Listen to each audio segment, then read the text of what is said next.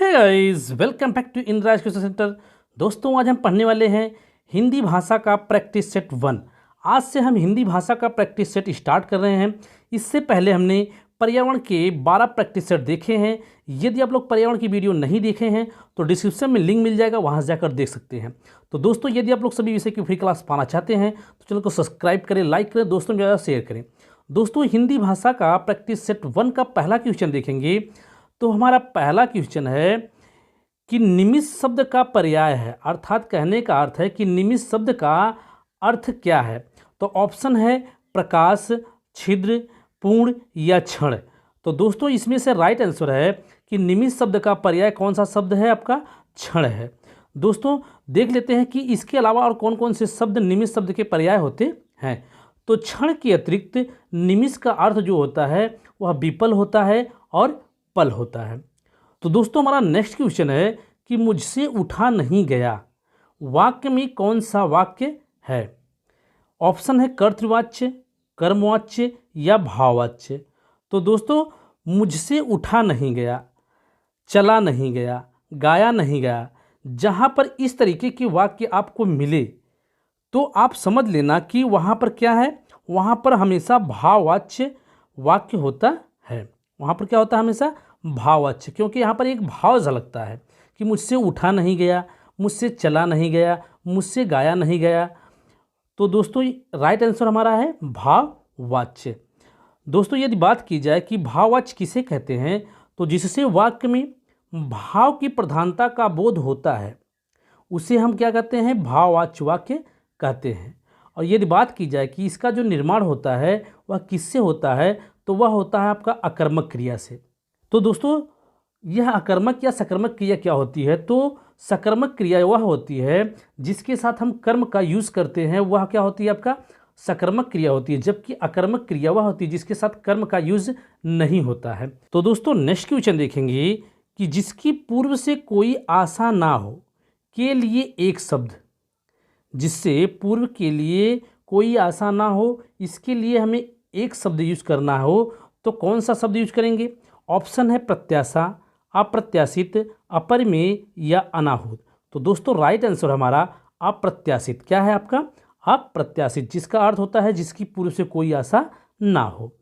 तो दोस्तों, इस तरीके से भी कह सकते हैं कि किसी से आशा लगाने के लिए जो वाक्य है इसके लिए एक शब्द यूज करने को कहा जाए तो वह हो जाएगा आपका प्रत्याशा। अपरिमेय का अर्थ देखेंगे तो जिसे मापा ना जा सके उसे हम क्या कहेंगे, अपरिमेय कहेंगे। अनाहूत, जिसे बुलाया ना गया हो उसे हम क्या कहेंगे, अनाहूत कहेंगे। तो दोस्तों, नेक्स्ट क्वेश्चन देखेंगे। तो हमारा नेक्स्ट क्वेश्चन है कि गोधूम शब्द का तत्भव शब्द क्या है। जो गोधूम शब्द है यह क्या एक तत्सम शब्द है और इसका तद्भव पूछा है। तो तद्भव क्या है, ऑप्शन है गेहूँ, गाय, गोबर या गोधन। तो दोस्तों, गोधूम जो शब्द है यह तत्सम है, इसका जो तत्भव शब्द है वह है गेहूँ। इसका क्या अर्थ क्या होता है, गेहूँ। जो तत्सम क्या होता है, तत्सम वह शब्द होता है जो संस्कृत का जो शब्द होता है ज्यों का त्यों ही प्रयोग किया जाता है, वह तत्सम होता है। जबकि तद्भव क्या होता है, उसका बदला हुआ रूप होता है। दोस्तों, देख लेते हैं कि यह गाय का तत्सम क्या होता है। गाय जो है यह क्या है, आपका तद्भव शब्द है। जबकि यदि गाय का तत्सम कहा जाए तो उसे हम तत्सम में गो कहेंगे। गोबर शब्द, गोबर क्या है आपका, गोबर शब्द जो तद्भव है, यदि इसका तत्सम बनाया जाए तो उसे हम कहेंगे गोमय। तो दोस्तों, नेक्स्ट क्वेश्चन है कि निष्कपट शब्द का संधि विच्छेद क्या है।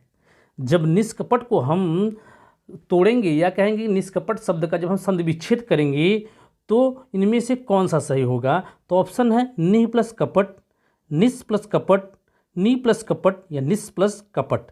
तो दोस्तों, यदि बात की जाए कि राइट आंसर, तो राइट आंसर है निह प्लस कपट। क्या हो जाता है, निह प्लस कपट। थोड़ा सा डिटेल में देख लेते हैं कि इसको हम किस तरीके से समझ सकते हैं कि यहाँ पर सा आएगा या अह शब्द आएगा।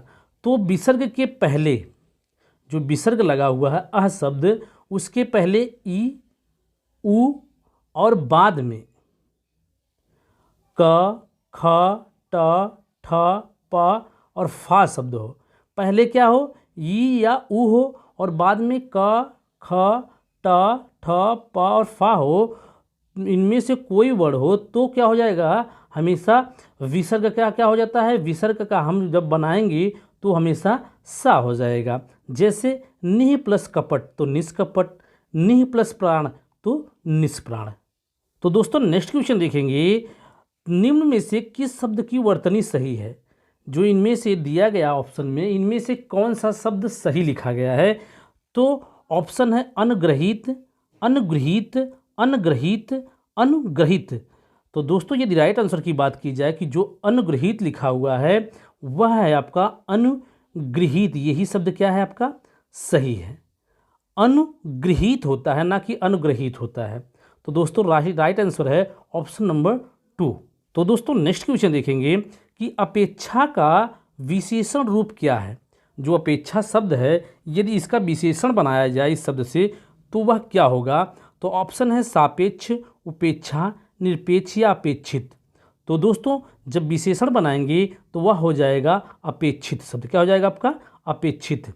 तो दोस्तों ये देखेंगे कि यह विशेषण क्या होता है। विशेषण वह होता है जिससे किसी संज्ञा या सर्वनाम की विशेषता बताई जाती है। अब जिससे किसी संज्ञा या सर्वनाम की विशेषता का बोध होता है उसे हम क्या कहेंगे, विशेषण कहते हैं। दोस्तों यदि बात की जाए कि अपेक्षा जो है इसका अर्थ क्या होता है, तो इसका अर्थ होता है आवश्यक या चाहा हुआ। तो दोस्तों नेक्स्ट क्वेश्चन है श ध्वनि का उच्चारण स्थान क्या है। तो दोस्तों यदि आप लोग उच्चारण स्थान की वीडियो नहीं देखे हैं तो इसका भी लिंक डिस्क्रिप्शन में मिल जाएगा, वहाँ से जाकर देख सकते हैं। हमने इसको ट्रिक के माध्यम से बहुत ही डिटेल में कराया है। एक बार वीडियो देख लीजिए, आपको कभी पढ़ने की जरूरत नहीं पड़ेगी। तो स ध्वनि का उच्चारण स्थान क्या है। ऑप्शन है दंत, मूर्धा, तालु या दंतालु।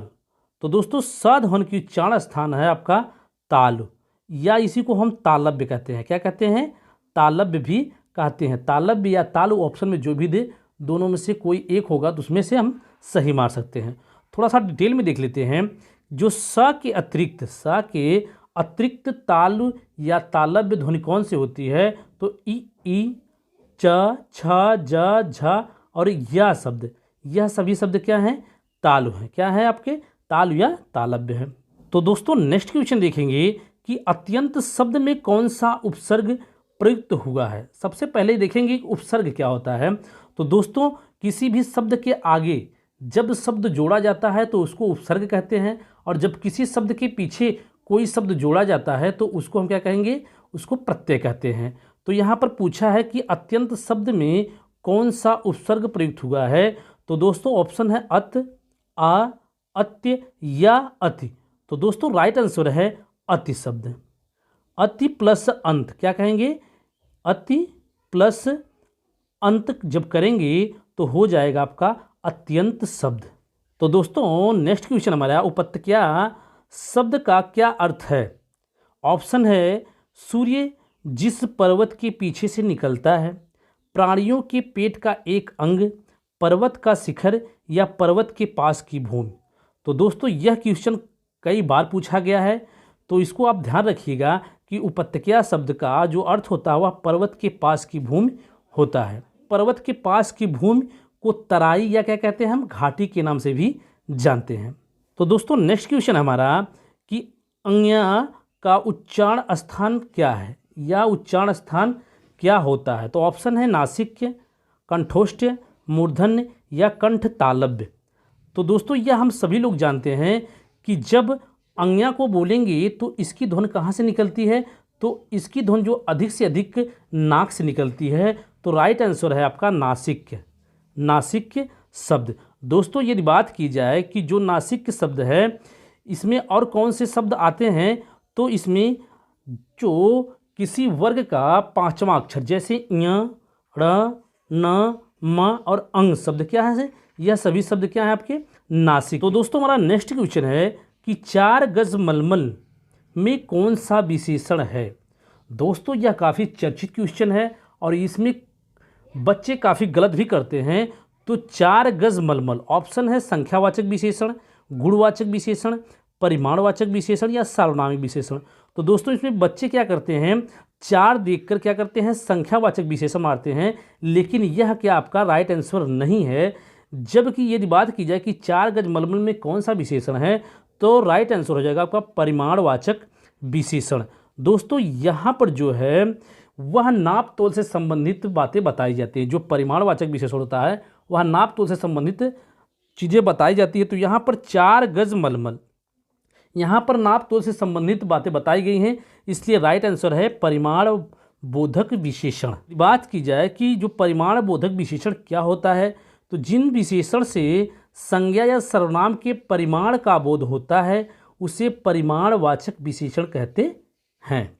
तो दोस्तों नेक्स्ट क्वेश्चन हमारा कि शीश का तत्सम रूप क्या है, जबकि शीश क्या है आपका, यह तद्भव रूप है। तो शीशा, शीर्ष, सिरा या शीर्षक। तो दोस्तों आपका जो शीश है इसका तत्सम यदि बात की जाए तो इसका तत्सम है शीर्ष। क्या है आपका, शीर्ष। तो दोस्तों नेक्स्ट क्वेश्चन देखेंगे कि चौराहा शब्द में कौन सा समास होता है, या चौराहा शब्द में कौन सा समास है। ऑप्शन है कर्मधारय समास, द्वंद्व समास, द्विगु समास या अव्ययभाव समास। तो दोस्तों यदि राइट आंसर की बात की जाए कि चौराहा शब्द में कौन सा समास है, तो चौराहा शब्द में द्विगु समास है। द्विगु समास जो होता है यह संख्या को निरूपित करता है, इसमें संख्या को बताया जाता है। जहाँ पर आपको संख्या दिखे या संख्या वाला शब्द दिखे तो वह हमेशा क्या हो जाएगा, आपका द्विगु समास हो जाएगा। तो दोस्तों जो चौराहा शब्द का समास विग्रह किया जाए तो 4 राहों का समूह, या जो 4 है, या क्या किसको सूचित कर रहा है, यह संख्या को सूचित कर रहा है, इसलिए यहाँ पर द्विगु समास। तो दोस्तों नेक्स्ट क्वेश्चन देखेंगे, आँख की किरकिरी होना का अर्थ क्या है। आँख की किरकिरी होने का अर्थ क्या है, हम कहेंगे कि यह मुहावरा है कि आँख का किरकिरी होना किसे हम कहते हैं। तो ऑप्शन है अप्रिय लगना, धोखा देना, कष्टदायक होना, बहुत प्रिय होना।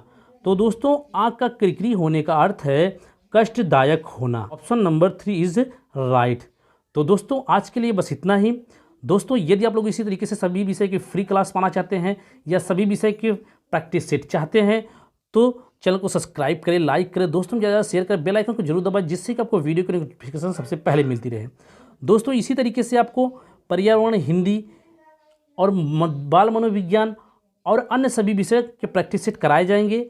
और इसी तरीके से आप लोग सपोर्ट करिए। आपको चाहे डिटेल चाहिए चाहे प्रैक्टिस सेट चाहिए, आप नीचे कमेंट करिए। आप लोगों को सभी विषय की फ्री क्लास अवेलेबल करा दी जाएगी। दोस्तों कल फिर मिलेंगे नेक्स्ट वीडियो के साथ। जय हिंद दोस्तों।